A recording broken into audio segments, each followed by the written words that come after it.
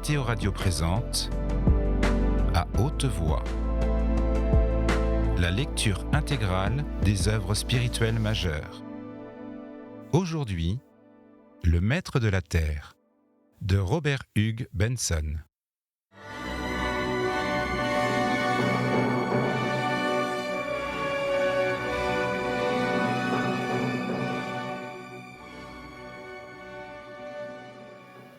Ils ne se dirent pas un mot de l'affaire qui les réunissait, car les employés et gardes allaient çà et là, et l'on tenait à empêcher la moindre possibilité d'une indiscrétion. Les gardes avaient simplement été informés que l'aérien aurait à faire un voyage de 2 jours et demi, et que le premier point à atteindre serait le centre des dunes du Sud. Quant aux délégués, ils avaient reçu de nouvelles instructions du président, en même temps que Felsenburgh leur avait appris l'adhésion de tous les pouvoirs du monde. Le plan de l'expédition, au moins pour ce qui concernait la délégation anglaise, était définitivement arrêté. L'aérien aurait à pénétrer en Palestine de la direction de la Méditerranée, après s'être joint aux aériens français et espagnols, environ à 10 km de l'extrémité orientale de l'île de Crète. À la 23e heure, l'aérien montrerait son signal nocturne, une ligne rouge sur un champ blanc, et au cas où les 2 autres vaisseaux ne seraient pas en vue, il aurait à les attendre, en planant à une hauteur de 800 pieds. Puis la traversée continuerait, et la rencontre générale aurait lieu au-dessus de l'Esdraélon, le lendemain matin vers 9 heures. Le garde s'approcha des 4 hommes, qui se tenaient debout, silencieux, considérant l'étrange physionomie de la ville au-dessous d'eux. « Messieurs, dit-il, nous sommes prêts. Que pensez-vous du temps ?» lui demanda Snowford. Le garde eut un hochement de tête incertain. « Je ne serais pas étonné si nous avons des coups de tonnerre, monsieur, » dit-il. « Simplement cela ?» demanda Olivier. « Peut-être même un gros orage, monsieur, » répliqua le garde. « Je n'ai encore jamais vu un temps comme celui-ci. » Snowford fit un pas vers la passerelle. « Allons, dit-il, mieux vaut partir tout de suite. Nous aurons sans doute assez de retard en chemin par la faute de ce maudit temps. » Quelques minutes encore, et tout fut prêt pour le départ. De l'avant du vaisseau s'éleva une vague odeur de cuisine, car le déjeuner allait être servi aussitôt. Et un chef à calotte blanche passa la tête un instant pour interroger le garde. Les 4 hommes s'assirent dans le luxueux salon. Olivier, un peu à l'écart, plongé dans ses pensées, les 3 autres causant à voix basse. Une fois encore, le garde traversa toute la longueur du vaisseau, se dirigeant vers son compartiment à la proue, et un moment après, retentit la sonnerie du départ. Alors, sur toute l'étendue de l'aérien, le vaisseau le plus rapide de l'Angleterre et du monde entier se fit sentir la vibration du propulseur qui commençait son travail. Et Olivier, par la grande fenêtre de cristal, vit les rails glisser en arrière et surgir brusquement la longue ligne de Londres, étrangement pâle sous le ciel souillé. Il entrevit un petit groupe de personnes qui, dans le square, levaient la tête, et tout de suite, ce groupe disparut à son tour, dans un grand tourbillon. Et bientôt, un véritable pavé de toits de maison coula sous le vaisseau. Et bientôt, Londres lui-même se rétrécit, se raréfia, montrant des taches d'un vert jauni, après quoi, ce fut la campagne desséchée qui s'étendit à perte de vue. Snowford se leva, un peu chancelant sur ses jambes. « Je puis aussi bien prévenir le garde dès maintenant, » dit-il. « De cette façon, nous n'aurons plus à être dérangés. » Il se tourna ensuite vers Olivier et lui fit un petit signe presque imperceptible. Aussitôt, Olivier se leva, lui aussi, et les 2 hommes s'en allèrent ensemble dans le petit corridor qui longeait le vaisseau. « J'ai une nouvelle pour vous, » dit Snowford, montrant un télégramme qu'il sortit de sa poche. « À Chypre, vous êtes invité à monter à bord de l'aérien du président. » Olivier rougit de plaisir, malgré l'énorme poids qui pesait sur son cœur. « Son honneur a entendu parler de votre courageuse attitude à propos de votre femme, » poursuivit Snowford, tâchant à dissimuler dans sa voix l'envie qui le rongeait. Olivier parcourut la petite feuille jaune que son collègue lui avait tendue, puis la souleva à ses lèvres et la baisa. « Je suis bien récompensé, certes, » dit-il. Lorsque les 2 ministres eurent achevé de donner leurs instructions aux gardes, ils se dirigèrent vers la petite pièce voisine du compartiment du pilote, où l'on avait placé l'explosif. Les fabricants avaient envoyé le paquet à bord, dès le soir de la veille. Et il gisait là, une botte de métal de quelques pieds carrés, soigneusement enfoncée dans une couche de ouate. Snowford s'agenouilla auprès de la botte, détacha une clé de sa chaîne de montre et, sans dire un mot, ouvrit les 3 serrures et leva le couvercle en souriant.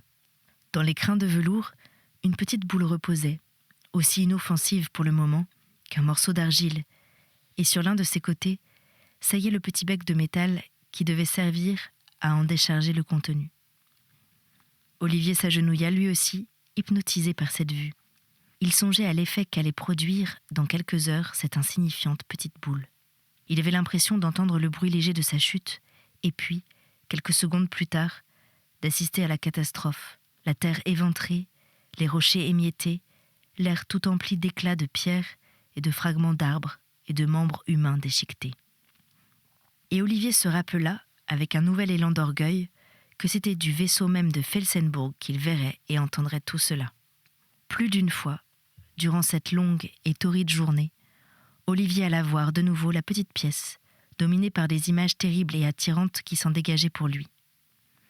Non seulement il avait l'impression que cette boîte de métal allait faire de l'histoire, il se disait encore que, de toute la surface du globe, d'autres vaisseaux semblables, poursuivant le même objet, un objet d'une signification et d'une importance infinie, se dirigeaient vers le même point et que chacun, comme celui-ci, portait dans ses flancs une petite boule meurtrière. Là, sous le revêtement d'acier uni, se trouvait, pour ainsi dire, le maître victorieux de toute la civilisation intellectuelle et morale d'une ville. Les espoirs, les craintes, toute la vie de milliers d'hommes à la merci d'un petit paquet de poudre et de 5 gouttes de liquide. Et cependant, il y avait encore des hommes qui croyaient en Dieu, devant ce triomphe manifeste de la matière. Il y avait des hommes qui rêvaient, en bien petit nombre maintenant il est vrai, que la vie de l'âme réclamait des forces supérieures à celles de la matière, et un monde que tout le pouvoir de ces explosifs ne saurait atteindre. Lorsque déjà la nuit commençait à tomber, d'ailleurs à peine distincte de la lourde journée embrumée, Olivier revint brusquement vers ses collègues. « Il y a 3 vaisseaux en vue, dit-il. » Les ministres se dirigèrent vers la fenêtre, et là, en effet, se détachant faiblement parmi les ténèbres, apparaissaient les phalanges spectrales, 2 d'un côté et une de l'autre, se dirigeant dans le même sens que l'aérien anglais.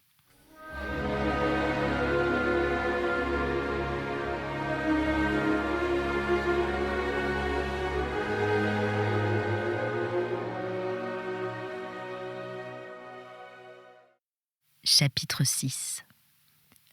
Le prêtre syrien s'éveilla brusquement sur un cauchemar. Il avait rêvé que des milliers de visages le considéraient, attentifs et horribles, dans le coin de la terrasse du toit, où il couchait, à présent, depuis que la chaleur de sa petite chambre avait cessé d'être supportable. Il se redressa tout en sueur, et ayant beaucoup de peine à reprendre son souffle. Il eut même l'impression, pendant quelques instants, qu'il était en train de mourir, et que c'était déjà le monde surnaturel qui l'entourait. Mais bientôt, à force d'efforts, il reconquit ses sens, il se leva, s'habilla, et aspira de longues bouffées de l'air étouffant de la nuit. Au-dessus de lui, le ciel était comme un immense trou, noir et vide. Ses yeux n'y distinguaient pas le moindre rayon de lumière, encore que la lune fût certainement levée, car il l'avait vue 2 heures auparavant, semblable à une faucille rouge, monter lentement derrière le Tabor. Dans la plaine, non plus, ses yeux n'apercevaient rien qu'une infinité de ténèbres. D'une fenêtre seulement, au-dessous de lui, sortait un reflet de lumière qui se projetait sur le sol comme une lance tordue. Mais au-delà, rien. Rien non plus du côté nord, ni de celui de l'est. À l'ouest, une lueur, aussi faible et pâle que l'aile d'une phalène, révélait l'emplacement des maisons de Nazareth. Rien non plus du côté nord, ni de celui de l'est. À l'ouest, une lueur, aussi faible et pâle que l'aile d'une phalène, révélait l'emplacement des maisons de Nazareth. Le prêtre aurait pu se croire sur le haut d'une tour, dans un désert, s'il n'y avait eu ce reflet brisé, à ses pieds, et cette vague lueur dans le lointain. Sur le toit même, du moins, le Syrien parvenait à distinguer certains contours, car la trappe était restée ouverte, par où débouchait l'escalier, et un peu de lumière arrivait, ainsi, de quelque part, dans les profondeurs de la maison. Dans le coin le plus proche, un paquet blanc gisait. C'était sans doute l'oreiller de l'abbé bénédictin. Le prêtre avait vu l'abbé s'étendre là, précédemment. Mais était-ce 2 heures auparavant ou bien 2 siècles ? Une forme grise s'allongeait contre le mur, probablement le frère qui était venu avec l'abbé. Et d'autres formes irrégulières apparaissaient, çà et là, contre le parapet de la terrasse.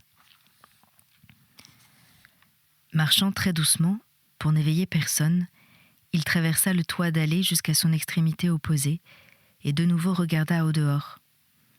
Car toujours il était torturé du désir de se persuader qu'il restait vivant et se trouvait encore dans le monde des hommes.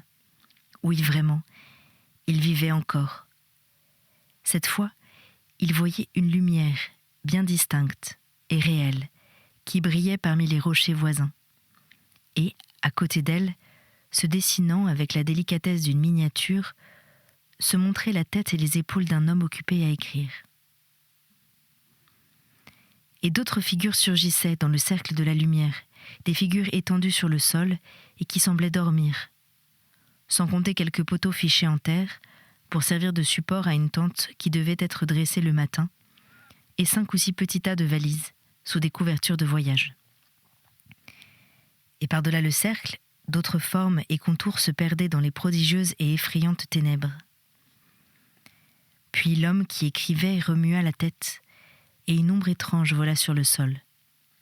Un cri, comme l'aboiement étranglé d'un chien, retentit tout à coup, derrière le prêtre, et celui-ci, en se retournant, aperçut une figure effrayée qui se réveillait et faisait effort pour se redresser, évidemment sortie d'un cauchemar comme celui dont le prêtre lui-même venait de sortir. Une autre figure s'agita au bruit, et toutes deux retombèrent lourdement contre le mur, avec des soupirs angoissés. Sur quoi le prêtre s'en retourna à l'endroit où il avait dormi, l'âme toujours en doute de la réalité de ce qu'il voyait, et le silence accablant descendit sur la terrasse. Le prêtre s'éveilla de nouveau, après un sommeil sans rêve, et constata qu'un changement s'était produit. Du coin où il gisait, ses yeux alourdis lorsqu'il les releva, rencontrèrent un éclat qui leur parut impossible à soutenir. Mais le prêtre, dès la minute suivante, découvrit que cet éclat se réduisait simplement à la flamme d'une chandelle, derrière laquelle brillaient 2 énormes yeux noirs. Le Syrien comprit et se releva précipitamment. C'était le messager de Damas qui, ainsi que cela avait été arrangé la veille, venait le réveiller, après être resté auprès du pape durant toute la nuit. En traversant la terrasse, il regarda autour de lui. Et il lui sembla que l'aube devait être venue, car le sinistre ciel au-dessus de lui était enfin devenu visible. Une voûte énorme, opaque et couleur de fumée se recourbait jusqu'à l'horizon spectral, de l'autre côté de la plaine, où les monts lointains projetaient des formes aiguës, comme découpées dans une feuille de papier. Devant lui apparaissait le Carmel, ou du moins il supposait que c'était cette montagne, quelque chose comme le mufle et les épaules d'un taureau s'élançant en avant et aboutissant à une descente brusque. Au-delà, de nouveau, le gris lugubre du ciel, et il n'y avait pas de nuages, pas l'ombre d'une ligne ou d'une tache, pour rompre l'immensité du dôme fumeux sous le centre duquel, exactement, le toit de la maison semblait posé. Et puis, au moment où le Syrien jeta un coup d'œil vers la droite, avant de descendre les marches, il aperçut encore Esdraélon, s'étendant, sombre et morne, dans l'espace imprégné comme d'une buée métallique. Mais tout cela était aussi monstrueux, aussi profondément éloigné de la réalité ordinaire qu'aurait pu l'être un paysage fantastique, peint par un aveugle né, ou plutôt par un homme qui jamais n'aurait vu les choses dans la claire lumière du soleil. Et le silence était absolu, profond, épouvantable. Très vite, le prêtre descendit les marches raides, toujours précédé de la lumière que portait le messager. Puis il longea le petit corridor, où il se heurta contre les pieds d'un homme qui dormait, avec tous ses membres tassés, comme un chien fatigué. Aussitôt, les pieds s'écartèrent d'une détente machinale. un faible gémissement jaillit des ténèbres. Puis le prêtre dépassa le messager, qui s'était arrêté sur le seuil d'une porte, et pénétra dans la chambre de son maître.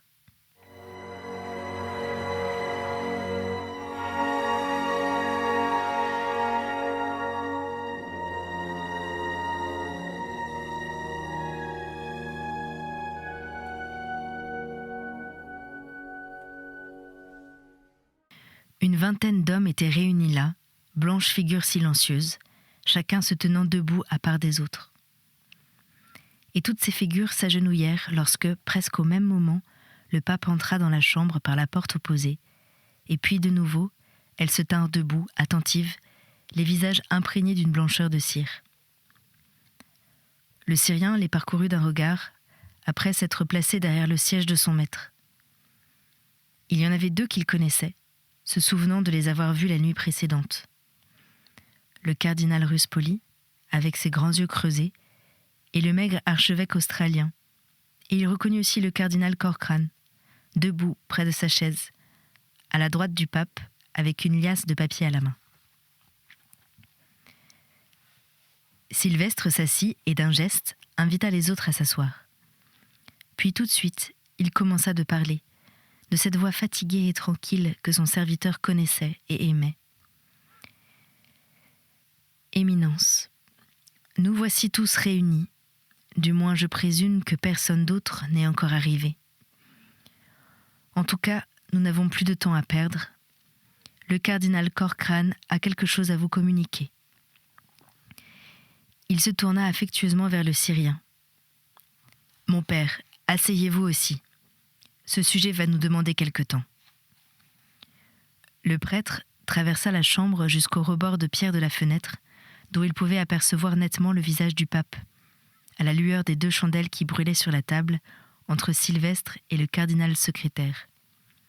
Puis ce dernier parla, les yeux toujours fixés sur ses papiers. « Sainteté, je ferais mieux de reprendre des choses d'un peu plus haut. Leurs éminences, peut-être, ne connaissent pas tous les détails. Donc voici. Le vendredi de la semaine passée, à Damas, j'ai reçu des questions de divers prélats, dans les diverses parties du monde, au sujet de l'attitude à adopter en présence des nouvelles mesures de persécution.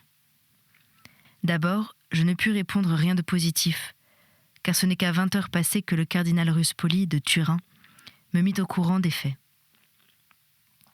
Le cardinal Malpa me confirma les mêmes faits quelques minutes après, et le cardinal archevêque de Pékin les confirma à son tour, presque simultanément.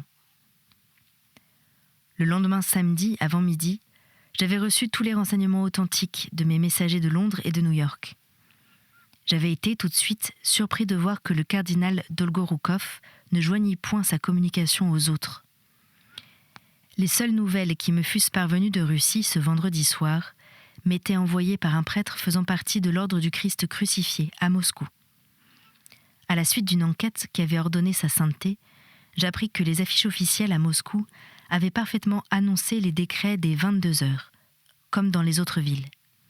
Aussi était-il singulier que le cardinal Dolgoroukoff n'en eût pas été informé, ou que, en ayant été informé, il n'eût pas accompli son devoir, qui était de m'avertir sur le champ. Mais depuis lors, Éminence, les faits suivants sont venus au jour. Nous savons désormais, sans l'ombre d'un doute possible, que le cardinal Dolgoroukoff a reçu un visiteur mystérieux dans la soirée du vendredi. Toutefois, sa sainteté m'a enjoint de me conduire avec le cardinal Dolgoroukoff comme si rien de suspect ne s'était passé, et de le convoquer ici pour notre réunion présente avec le reste du Sacré Collège. À quoi le cardinal, tout d'abord, a répondu en promettant sa venue. Mais hier, un peu avant midi, son éminence m'a fait savoir qu'elle venait d'être victime d'un léger accident, qui pourtant ne l'empêcherait point, selon toute probabilité, de se trouver ici à l'heure convenue. Depuis lors, je n'ai plus reçu aucune autre nouvelle. Cette communication fut accueillie par un silence de mort. Le pape se tourna vers un des coins de la chambre. « Mon fils, dit-il, répétez-nous publiquement ce que vous nous avez déjà rapporté en particulier. » le petit homme aux yeux brillants sortit brusquement de l'ombre.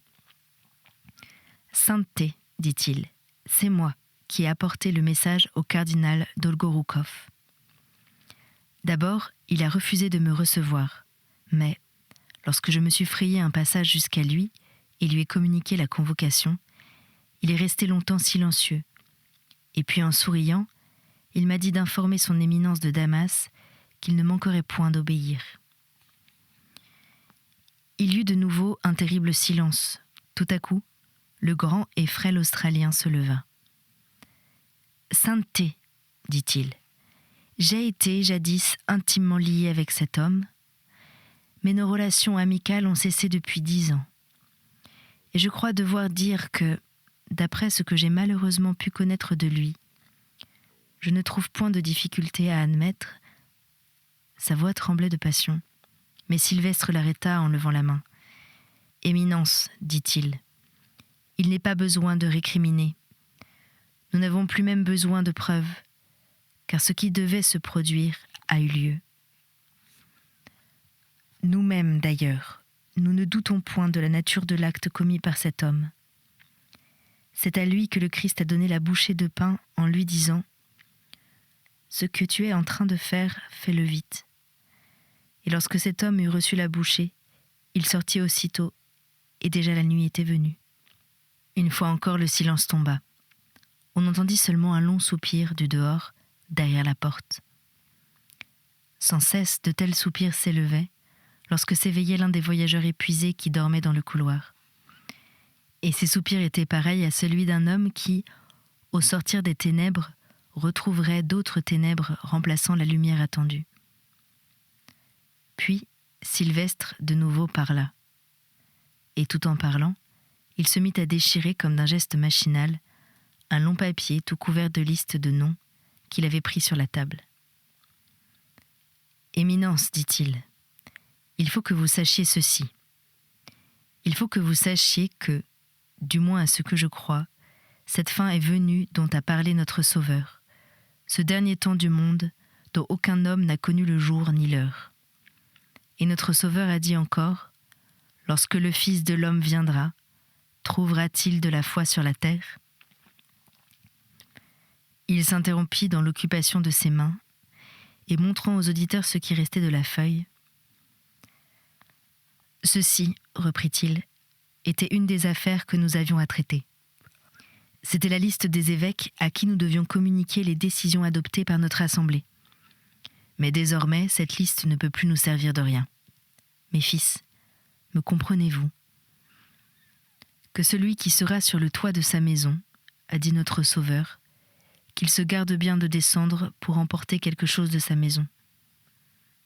Que celui qui est dans les champs se garde bien de retourner chez lui pour prendre son manteau. » Et Sylvestre sourit doucement, paternellement, au visage recueilli qui l'entourait. « Ce que nous pouvons faire maintenant se réduit à peu de choses. Écoutez, mes fils. » Et il leur parla de la grande faim et de la barque de pierre qui avait erré à travers une nuit de 20 siècles, et du maître qui dormait dans la barque, et de son grand réveil. Et pendant qu'il parlait ainsi, le prêtre syrien, toujours attentif à le considérer, vit un changement étrange se manifester sur son visage. Plusieurs fois, le Syrien ferma les yeux et les rouvrit, pensant que l'illusion allait s'effacer. Mais chaque fois, la certitude s'approfondit en lui qu'il avait, devant les yeux, une chose que jamais encore il n'avait pu voir. Il promena un coup d'œil sur le reste de l'assistance, et il vit que tous ces visages, eux aussi, les lèvres ouvertes, regardaient avec émerveillement la transformation accomplie sur le visage du vicaire du Christ. Et ce visage lui-même, il sembla au prêtre syrien qu'une lumière était allumée, à l'intérieur de ce visage, aussi visible et matériel que la lumière des bougies qui s'y reflétaient. Tout à fait comme parmi des flammes sur l'autel, l'hostie sacrée brille d'une blancheur qui dépasse en rayonnement tout ce qui l'entoure. Et la pâleur des toiles, et l'étincellement de l'or et des joyaux, et la pureté candide des lys. De même, le visage de Sylvestre brillait durant ces minutes d'extase. et ses mains calmes, elles aussi, posées sur la table, avaient pris la même transparence surnaturelle. Et ses robes blanches, comme celles d'un autre jadis sur le Tabor, étaient devenues infiniment plus blanches, à un degré où ne saurait atteindre le travail d'aucun foulon sur la terre. Et sa voix, maintenant, différait des accents ordinaires des bouches humaines autant que la vibration du verre diffère du grincement des trompettes et des batteries de tambours. Et aucun bruit ne venait du reste de la chambre, car les assistants regardaient et écoutaient sans remuer. Et il semblait aux prêtres que chacun d'eux avait également sa part du tranquille et sublime miracle. La petite chambre crépie à la chaux, les vieilles tables, les chandeliers, tout l'ensemble du monde où, pour quelques instants encore, ces hommes vivaient se trouva changé et transfiguré. « Voyez !» s'écria Sylvestre. « Voyez comme toutes choses attendent déjà le juge qui s'approche. De très loin, voici venir les aigles dont il a parlé, conduits par le prince qui n'a rien en lui. »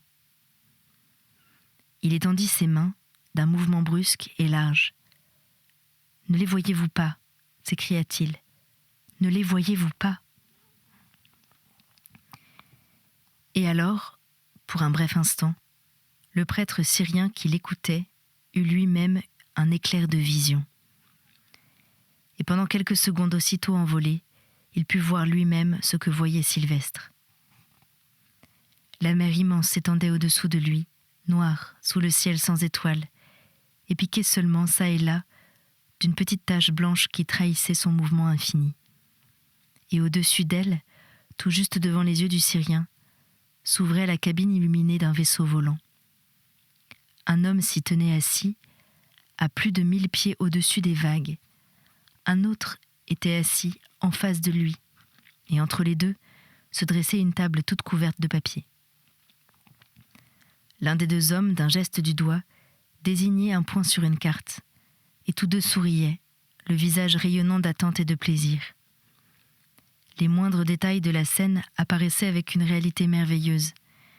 Les douces lumières des lampes, le tapis épais et moelleux, la porte de cristal, et les visages de ces deux hommes, que le prêtre syrien n'avait jamais vus, se révélaient à lui non moins clairement. La chevelure blanche et les traits juvéniles de l'un, avec ses yeux profonds et sa fine bouche éloquente, et puis le visage, un visage fatigué, étiré de l'autre, mais à 7 minutes, tout allumé d'espoir. Voilà ce que vit le prêtre, et non point comme voyaient les yeux, mais comme voit l'esprit. Il vit ce que les yeux ne sauraient voir, car tout lui apparut sur un même plan. La mer au-dessus, le vaisseau blanc qui courait, l'intérieur du vaisseau, et les moindres détails des visages, et les cartes géographiques étalées sur la table. Mais il vit bien plus encore que cela, car il comprit aussitôt qui étaient ces hommes et ce qu'ils pensaient, à quelle action ils se préparaient. En même temps, il eut très nettement la notion du pitoyable échec de leur entreprise. C'était À haute voix, une émission de KTO Radio. Aujourd'hui, Le Maître de la Terre, de Robert Hugues Benson. Lecture, Anne-Céline Pellarini. Captation et réalisation, Alexis Duménil et Thibaut Dagalier. Une émission disponible en podcast sur ktoradio.com et sur l'application KTO Radio.